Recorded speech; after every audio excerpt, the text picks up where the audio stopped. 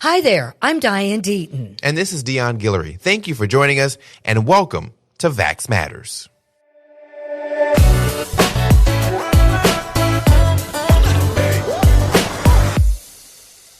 Hi, welcome to Vax Matters, the health-focused podcast created to give you the real facts about immunization. In case my voice doesn't sound familiar to you, my name is Diane Deaton.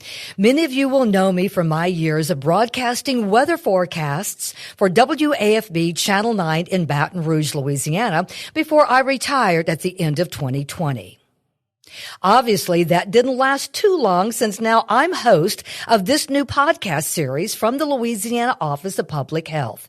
And joining me on this informative journey about vaccines is a fellow broadcast journalist and guest host, Dion Guillory. Yeah, thanks, Diane. I just want you to know I'm excited to be here with you. And I'm excited to take this journey of facts about vaxes. And with a last name like Guillory, of course, you're from South Louisiana. So I am a Louisiana guy who grew up in Opelousas. I have family in Baton Rouge, Lake Charles, Lafayette, you name it. I have had family there. All the Guillorys are just one huge family. I went to school in New Orleans. Since then, I've worked at television stations all over the country as a producer, reporter, a news anchor, including some time in New Orleans right after Hurricane Katrina. And I can say that being there as part of that team, working after that storm, it really shaped me as a journalist. I'm excited to explore vaccine history and dispel vaccine myths, and of course, get down to the facts. And we do have a very interesting road ahead of us. Over the next year, our series will travel from vaccine past to present, diving deep into immunization questions from every angle. We'll be talking about the first vaccine ever created, the polio epidemic, and on to the present day when we will address misconceptions, discover the truth, and explore how vaccines have played a huge role in protecting our population against diseases through the centuries. We'll also be discussing where vaccines are headed, including new types of vaccines being developed that we have not yet seen. Well, without further ado, let's introduce our topic for this first ever episode of Vax Matters. I'm very excited about this. It's a topic that has been in the back of our minds for the past 2 years, COVID-19. Oh boy, that's right, Dion. And in this episode, we're taking a deep dive into the coronavirus pandemic with none other than Dr. Joseph Kanter, the state health officer at the Louisiana Department of Health. Dr. Kanter, we are so very appreciative of you joining our show today and taking the time to be with us. Thank you. It's very nice to be here. To start us off, can you walk us through how this pandemic has evolved in the 2 years since COVID was declared as a pandemic? Absolutely. And, I'll note, I know this is being recorded in advance. We're actually 2 days from our 2-year anniversary to our first case in Louisiana. We had our first diagnosed case of COVID on March 9th. 2020. And man, have our lives changed since that point in time. We've had now 5 successive waves or surges of COVID. The first one, that initial one back in March, and then up to the most recent one, our Omicron surge, of which we're just now returning to baseline. I'll tell you, it's time in COVID is a strange thing, and things either last a long time or a little bit of time, but it's hard to remember all the details of that initial surge back in March, but it was terrifying, particularly around the New Orleans area where the surge was really focused. And people might forget this, but there were 2 weeks in the middle of March 2020 when we had the fastest growing outbreak to date in the world, faster than Italy, faster than South Korea, faster than Wuhan, China itself. And this was all following a couple of weeks after Mardi Gras and some conventions, and we had some cases from cruise ships as well. And folks will remember we did not have enough testing. We had no therapeutics. We didn't have enough testing. We didn't know at that time how to best treat these patients in the hospitals.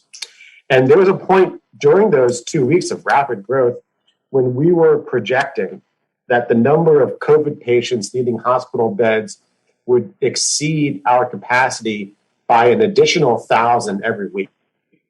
That led the state to build very quickly a field hospital in the convention center in downtown New Orleans. That was done with the assistance of the National Guard. It was a great success. It was stood up in 10 or 11 days. Thankfully, we never needed the whole capacity. It was scoped out to go up to 3,000 beds in there if we needed it to. And God bless, we didn't need anything close to that. But we didn't know what we were really dealing with. We had no way to really model in an accurate way. Thankfully, we have come a long, long way from that initial surge. And now as we're coming down from this Omicron surge, again, our fifth surge, it's night and day. We have wide and easy access to vaccines. They go down to 5 years of age. I think in time they'll go below that. We have an increasing arsenal of therapeutics, medicines people can take to treat them when they get sick with COVID so that we reduce the morbidity and mortality. We have better access to well-fitting masks. You couldn't get a high-quality mask in those early days. Even doctors in hospital couldn't get the high-quality masks and other PPE that they needed. Now anyone can get a high-quality mask if they need it, so they can take extra measures to protect themselves. And, of equal importance, we have a much deeper understanding of the virus, of how it spreads, of who's at risk, of what it does, and also how to treat it. So on the heels of these first 24 months, I think it's important to reflect on the profound loss and sacrifices, both big and small, that we have suffered. We're pushing on 17,000 deaths in Louisiana, almost 1 million nationwide. It's also important to reflect that I do not think the next 24 months are going to look anything like this prior 24 months. And I think we all can be thankful for that. Indeed. And I think in the beginning, Dr. Kanter, it was just so hard to wrap your brain around what was happening because, here in America, we're just so used to, okay, there's going to be a quick fix. This is going to be over. Because I know for one personally, when this came out, March of 2020, I thought, okay, well, we're going to have a little disruption of life and things are going to go back to normal. I'll cancel my vacation now for the time being. Everything's going to be back to normal at the end of summer or in early fall. And then I kept kind of getting these emails from the people that I worked with saying, we may be in this for the long haul. This may be more than just a few weeks or a few months. And I thought, no, there's no way this is going to happen. But that's what you were saying. It's been incredible. But the strides we've made, looking back now, we can look back on that. Very proud of what we've done and where we've come. Yeah, no question. And we do emergency preparedness and response very well in Louisiana. We unfortunately have a lot of practice at it. But the time course, as you know, is very different. We're used to responding to weather events that have a real short acute phase and then a recovery or rebuilding phase. And again, we have a lot of expertise that we've amassed with that. This was a very different endeavor. The time course was very protracted. It came in waves. It still is coming in waves. To be clear, I think Louisiana responded very well, particularly because of our emergency preparedness background and expertise. And we were much better positioned than many, many other states, particularly in those earlier days when we had systems in place that helped us where other states had to go and invent that and build it on the fly. We had relationships already made because we go through these drills all the time. But, I'm thinking about our team at the Louisiana Department of Health, and we've got whole teams of people who have been sprinting now for 24 months.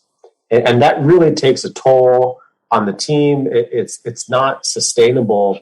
So I do think the onus is on us to be thinking now, as we're at this 2-year mark, how do we transition to a more sustainable response? How do we match the threat of COVID, which is less, but not zero, and do it in a way that minimizes disruptions, both for us on the health department, but more so for people in the community.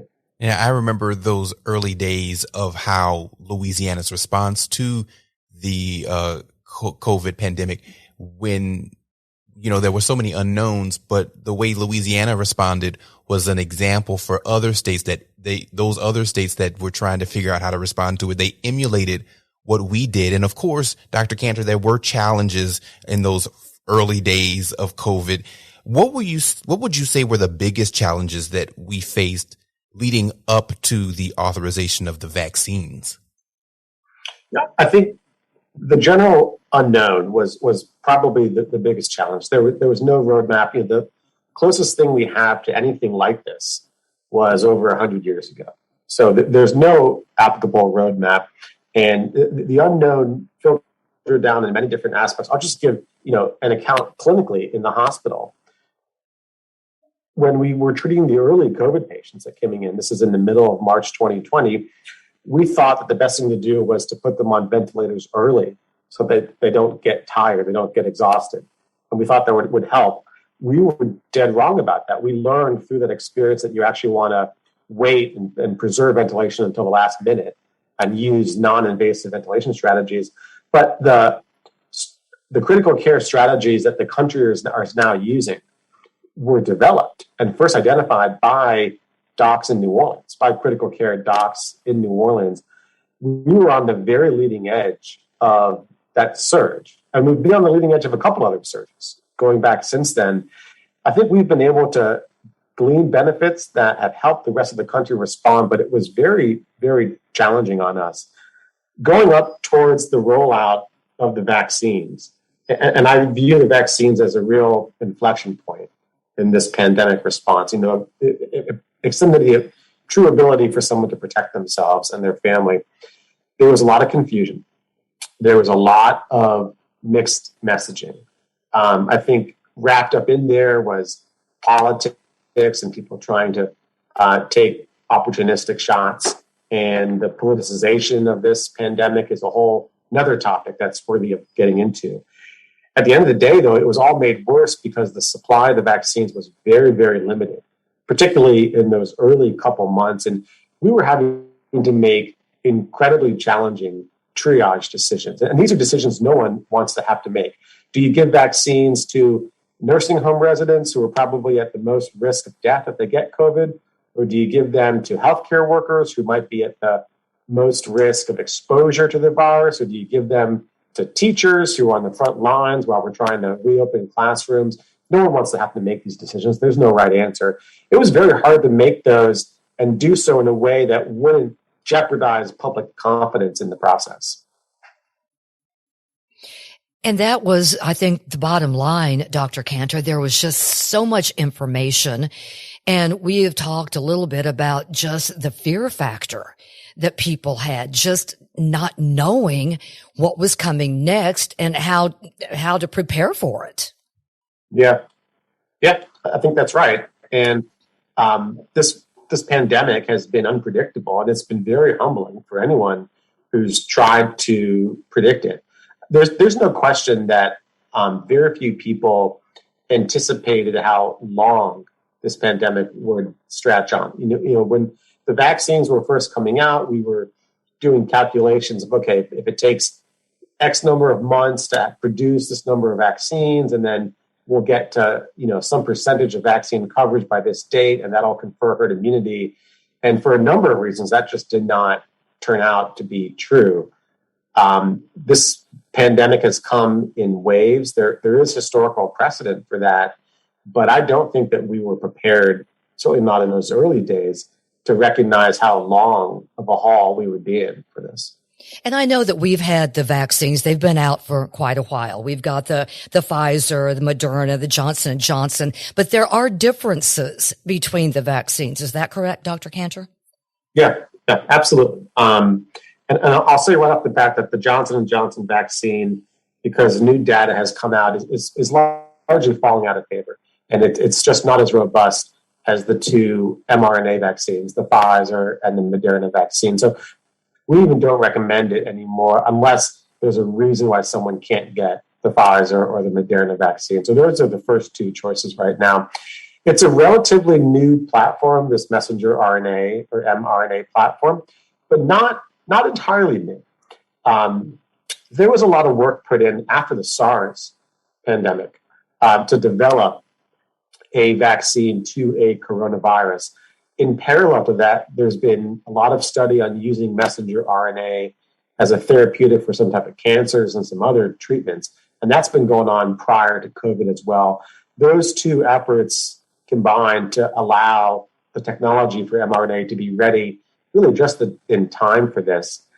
It's a very good vaccine platform. It's much safer than a lot of older or more traditional vaccine platforms. That has actually a very good safety profile. You wouldn't think that if you listen to some of the news coverage and some of the social media posts out there, but it actually is a very, very safe vaccine compared to other ones in the past.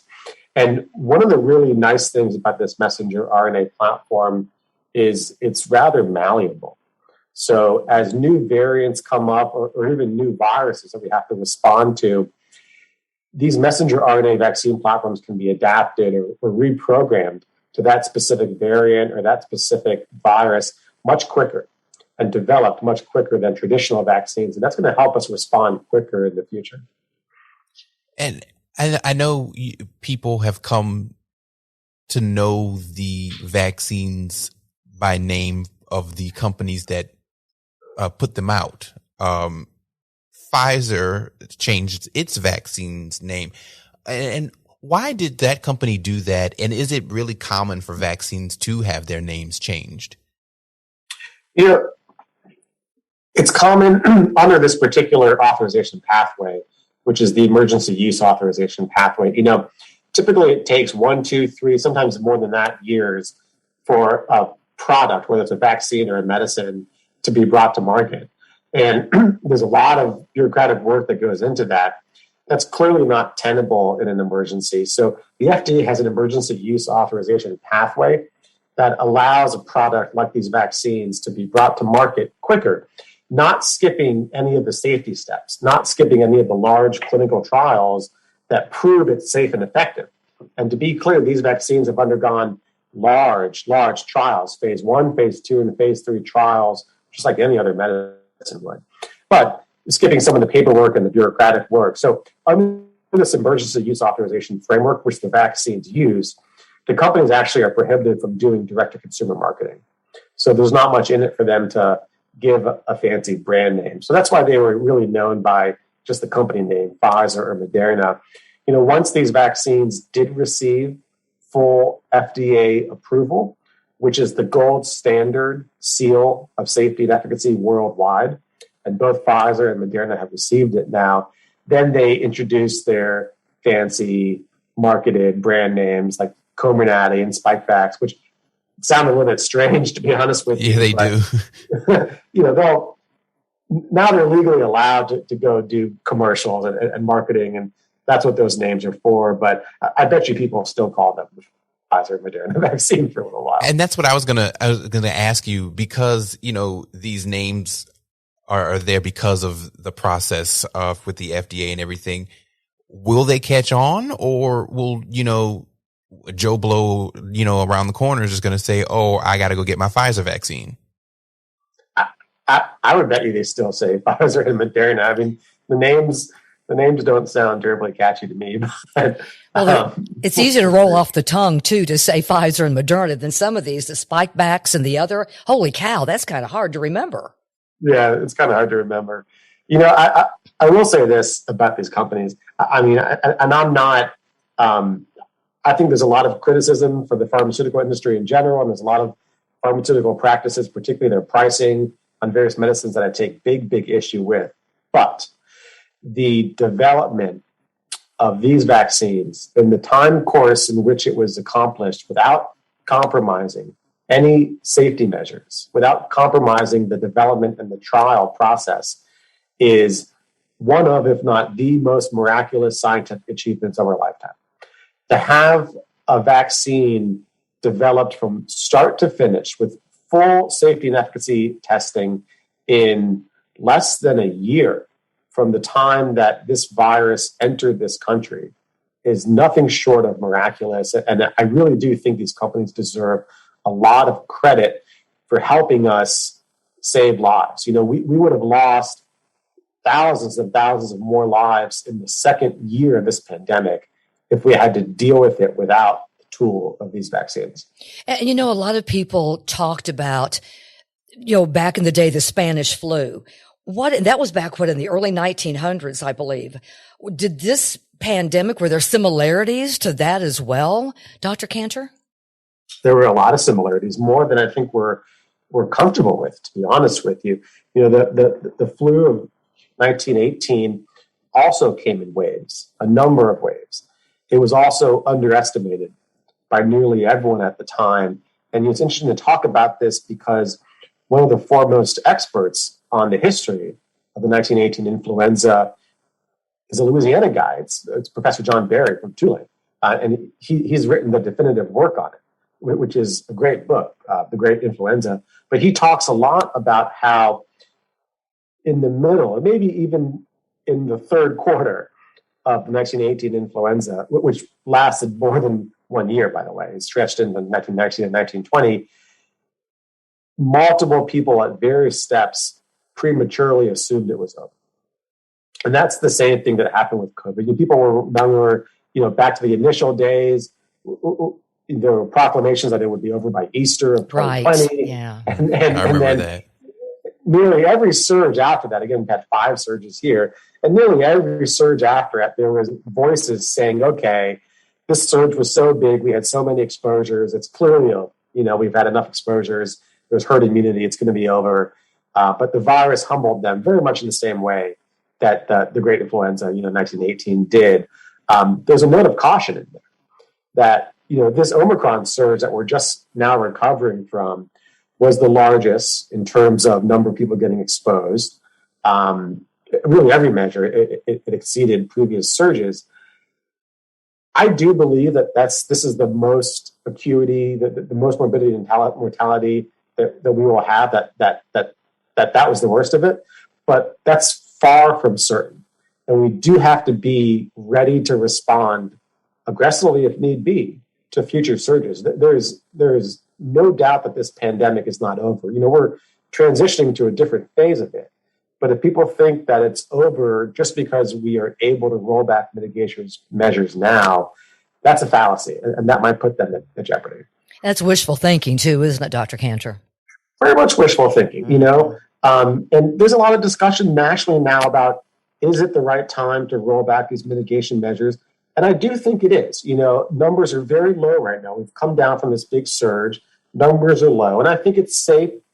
It's certainly safe to do so. And I think it's appropriate to give people as much normalcy back as is prudent. That said, we can have another surge. I think there'll be another variant. There'll be multiple more variants. And if another surge jeopardizes the state, puts the ability of our hospitals to provide acute care at risk, people need to be ready to reinstitute mitigation measures if that becomes a necessity. I don't know if it will or not, but no one is ringing the bell and saying, game over, we're done. Yeah. I know you mentioned, the idea that people are thinking that, hey, the pandemic is over. And you did mention that we're moving into another phase, or we're transitioning into an endemic. And for those who don't know, what is that? So, an endemic, and I think epidemiologists would take issue with characterizing our next phase as an endemic, but an endemic is a more stable, steady state, essentially, of a pathogen, of a virus or whatever else might be out there. And it doesn't mean that it has gone away. And it also doesn't mean that it's no longer causing people to get sick or causing people to die. And that's an important distinction here because as we transition to what can be described as an endemic, there still is going to be sick individuals, there still is going to be death in this. And I think we need to be having a discussion about how much death we're comfortable with versus, how much disruption we're comfortable with. And that's not going to be an easy conversation. And then the answer can easily be different for different people. It's an adult conversation that has to happen. But ideally, we will avoid these large surges that disrupt life. It's in each of these surges, our hospitals in Louisiana came to the absolute brink. There were a handful of states in the country that had to enact crisis standards of care at various points of this pandemic. That means docs and hospitals deciding who gets a bed and who doesn't. Real apocalyptic draconian measures there. We never had to do that in Louisiana, but we got real close, much closer than I'm comfortable with. With an endemic, it's more steady. It's less of these violent ups and downs, and it's something that's more manageable without disruption. I think we're in the process of transitioning to that right now. And to be fair, it's an awkward process. It's an awkward process because there's not a real roadmap to it. And we might have to take steps backwards in that process, but we're living through that in real time right now. I have to admit to you, Dr. Kanter, the first time I heard the word pandemic, I thought, what does that mean? What does that include? Why are we hearing that word now? I didn't have a clue how wide the scope was when you're talking about a pandemic. Yeah, I don't think anyone really did, because we've not really experienced one like this in over 100 years. Not in our lifetime, no. In our lifetime, yeah. And, images of thousands of makeshift hospital beds being erected in the convention center, images of National Guard members in military fatigues helping care for patients in hospitals. That's the stuff of movies. Exactly. Yes. But not anymore. This is what's been happening the past 2 years here. Yeah, you think of movies like Outbreak or Contagion. Right. Those movies show the those fiction. Yeah, the fiction of it. But that was the reality that we were living around. Yeah, there was, and I'll tell you. I mean, despite the noise, despite the politics around the whole thing, and despite all the confusion, and there was a lot of it, I think Louisiana responded exemplary to this. I think people banded together. I think there was a common mission. It certainly was not always clean, and it wasn't without controversy and conversation. But this is a generation-defining event in the same way that World War II was, and the great influenza of 1918. And in that context of what we were up against and still are up against, I am amazed at how well and how proud I am of my fellow Louisianans for what we've endured and what we've managed to achieve throughout the course of this. And that's a great point. I'm sorry, Diane. That's a great point because, you always have those conversations with friends, and I've had those recently with mine. You used to be, where were you on 9/11? And now the conversation is, do you remember where you were when you heard about the first COVID case, or, something like that? So that it's truly, mind-boggling of how something like this is really, can be compared to how it changed lives, like a war. This is, we were in a war on COVID. And so that's what this is. Yeah, very much. I remember the day, March 9th, 2020, when we found out about our first case. I remember that day like it was yesterday. I had actually just, my wife was going to be stationed in rural Georgia for a training. And I was coming up there with our young daughter, who is still an infant, to work remotely for a week so I could be with her. And landed up there Sunday night, found out about the case Monday morning on the 9th, and hopped a plane back that afternoon. And I don't think we slept more than a couple hours a night for the ensuing 3 weeks. It was nonstop. And the scariest part was our numbers were going up sky high, and we had no idea when that curve would turn. But I have to tell you, Dr. Kanter, and what I appreciated, our leadership here in the state, so calm. There was nothing that even in your mannerisms with the governor and the governor himself, there was nothing that would throw anybody into a panic. And the way you presented everything, it was fact. It was fact. It was a calm demeanor. And that's what people need to hear. You're our leaders. We need to hear from you.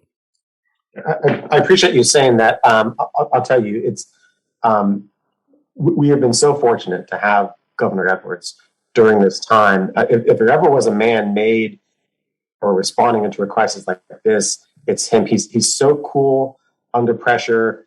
He's pragmatic, rational, science-based, evidence-driven, but also with a deep, deep compassion for people across the state, and that drives his decisions. I think he was exemplary in how he steered state government through this. Again, there's no roadmap for this, and he did so exceedingly well. I'm so grateful that we've had him leading, because I think we responded better because of the leadership he provided. And that leadership came into play during this pandemic. Remember, we had several hurricanes during this period of time too, in the last 2 years. So, you have a pandemic on top of these natural disasters too. Oh, that's right. I almost forgot about those. And multiple named storms during that time, and two very big ones, Laura and Ida, that hit while we were having surges. And we had to do our typical hurricane sheltering in a COVID environment. We had to prioritize non-congregate shelter. Normally we first and foremost shelter people in convention centers and auditoriums and gymnasiums and so forth.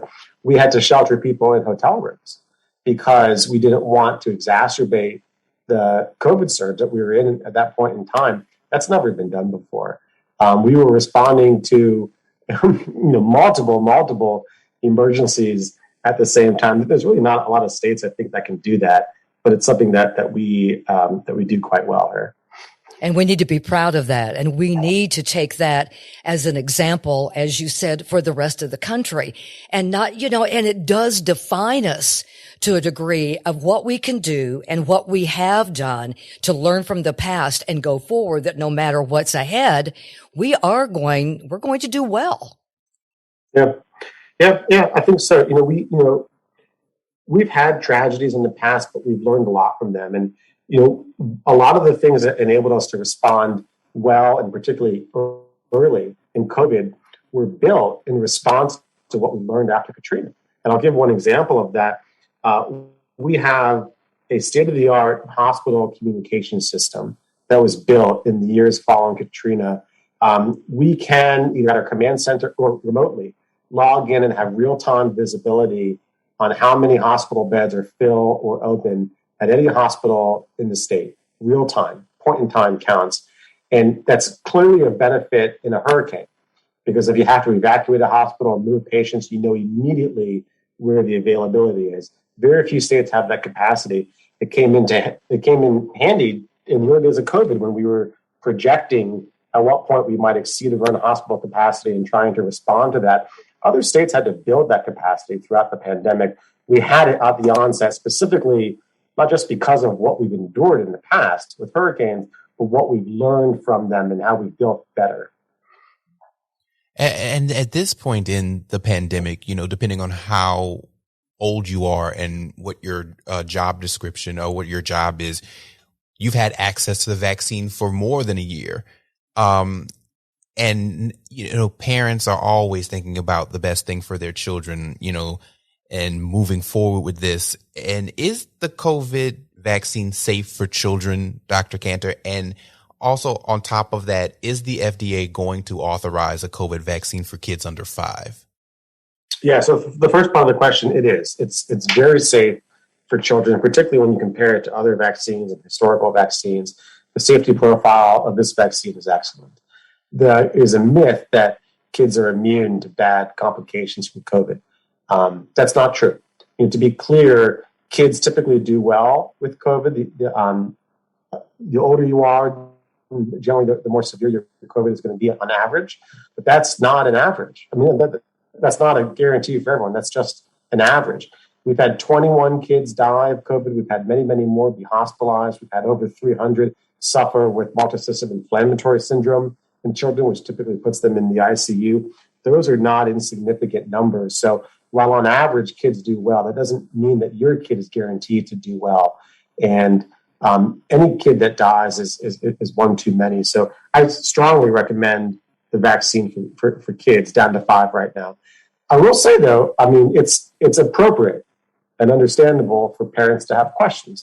These are our kids. We want to do the right thing for them. We want to make sure we're not doing anything that's going to put them in jeopardy. So it's normal for parents to have questions. What I would ask parents to do is get your questions answered by someone who knows what they're talking about. First and foremost, your kid's pediatrician. Have the conversation with your kid's pediatrician. If you've not yet got your kids vaccinated, at least have a conversation about it with your pediatrician. That's the best thing to do. In terms of what's going to happen with kids below 5, Pfizer right now is going back and they're studying a new dosing interval and the third dose in that age group. They're trying to hit the sweet spot between having a dose, and the dose they're using is a tenth the size of the adult dose. They want to hit that sweet spot so that they have a dose that's not big enough that it gives kids undue side effects, but also not too small that it doesn't elicit the proper immune response to actually do what the vaccine has to do and create immunity, create protection. So to get that right sweet spot, they have to do trials, and they're still in the process of those trials. What gives me comfort in this process, and again, there was, we thought it might have been authorized a couple of weeks ago, and the data wasn't there, so the FDA hit pause and said, let's wait longer.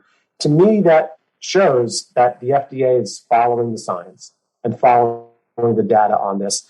And at the end of the day, if you're a parent, that's what you want. You don't want this decision to be rushed. You don't want the FDA to give authorization until the data shows that it's safe and effective. And that gives us all confidence in the process. So I think that we'll probably get there within a couple months of having vaccines available for kids younger than 5. But the more important thing than that timeline is making sure that the data shows it's safe and effective, and we don't want to rush that process. So, Dr. Kanter, tell me we're hearing more about the antiviral COVID pills. What is that, and who can it help? How can it help? I really don't understand that. Would you kind of explain that to us? Yeah, and this is one of the things that's going to allow us to endure future surges without having so much suffering and hospitalizations and so much disruptions. There are now pills that can treat COVID similar to how Tamiflu treats the flu. There's one pill by Pfizer. There's another pill by the company Merck, and there'll be more down the road. And it's taken for a few days, maybe 5 days total. Really? And it helps prevent someone who has mild symptoms from getting severe symptoms. If they're out of the hospital, it helps keep them out of the hospital. They need to be prescribed by a doctor. Like every medicine out there, there's risks and benefits, and some of these pills have interactions with other medicines somebody might be on. It doesn't mean that you shouldn't take it. It just means it's a conversation with your doctor to see if it's right for you. Point being here, if someone becomes infected with COVID and learns they're positive, they should, as quick as they can, have a conversation with their doc. They shouldn't delay that, because the pills might be right for them, might be able to help them. And if it is right for them, the earlier you take these pills, the greater their effectiveness is. They're much more effective if you take it within a couple of days of being infected than if you take it 5 or 6, 7 days down the road. Much, much more effective. So in this new world of having better tools to fight back against COVID, the underlying message is once you find out that you're positive, particularly if you have any risk factors, particularly if you're older or have significant medical conditions, particularly, you need to have a conversation with your doctor ASAP, because if these pills are right for you, they work so much better the earlier you can take them. Now, are these the same antiviral COVID pills where the plan is that if someone goes to a pharmacy and they test positive for COVID, that they were able to have access to the pills right then and there? They are. Okay. And that's going to more become the case as the supply of these pills increases. It's still somewhat limited. They're relatively new. Just like the vaccines, the supply is going to increase in time. The Biden administration is rolling out a program called the Test to Treat Initiative, where they're going to have clinics set up in pharmacies across the country that will offer testing and those pills, kind of a one-stop shop. The availability of that's going to only increase as supply increases.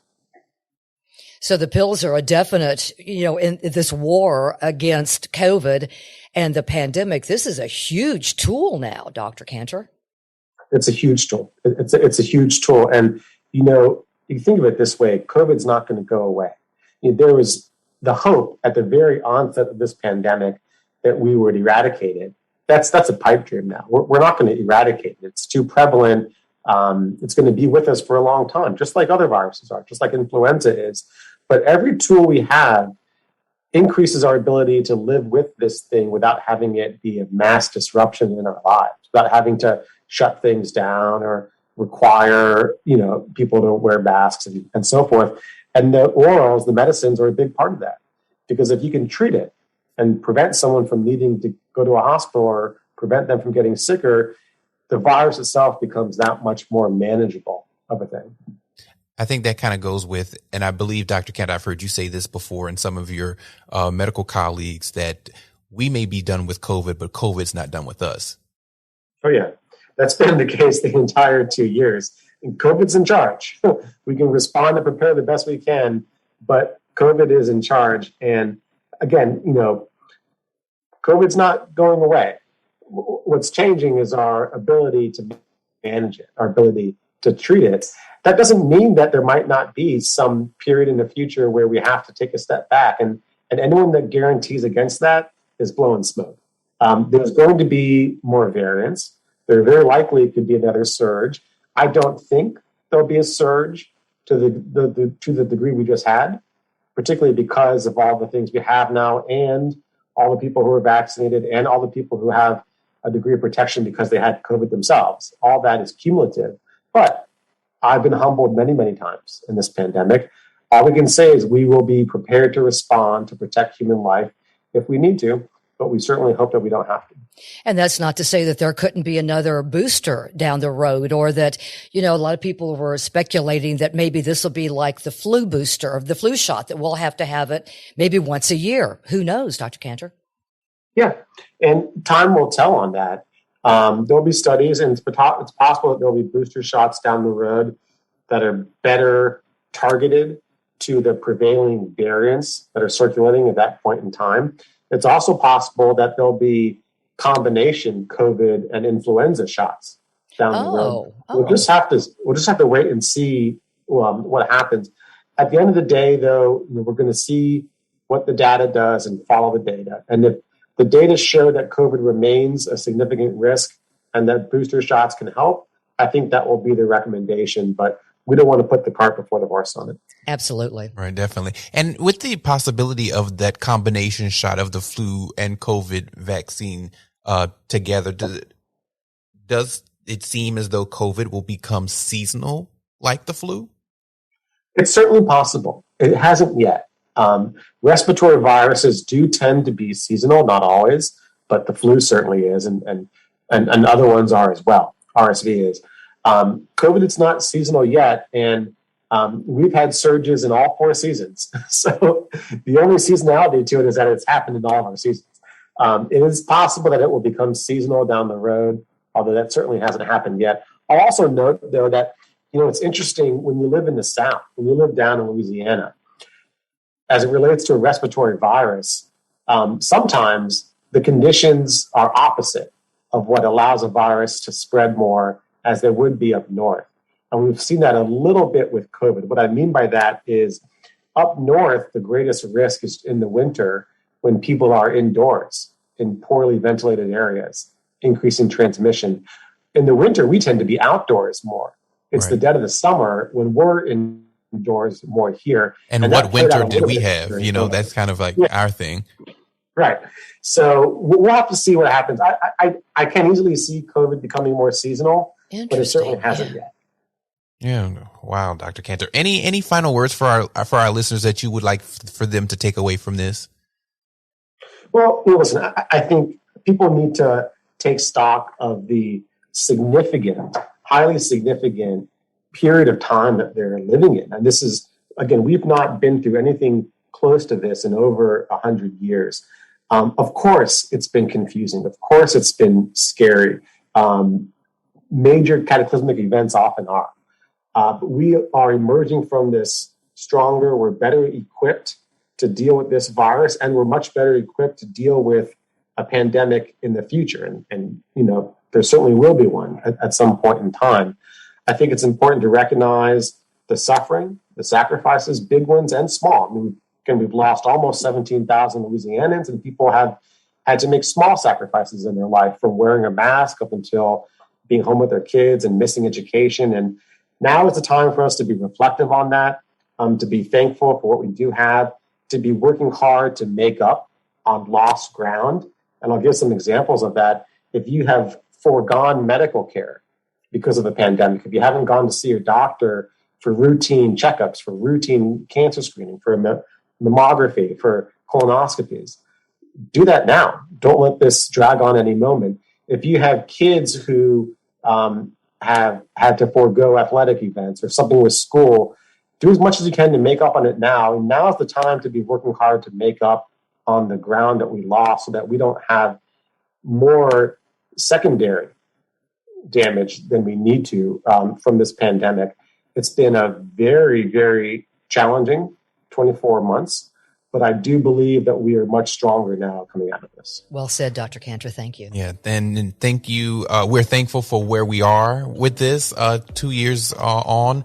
And Dr. Kanter, thank you so much for walking us through the pandemic and also covering so much for us and clearing up a lot of things that some of our listeners may have been a little confused about. It was a really good pleasure to talk with you, and I'm looking forward to hearing the next episodes in this series. And then we do too. And thank you to our listeners as well. And we do hope that you join us for our next episode.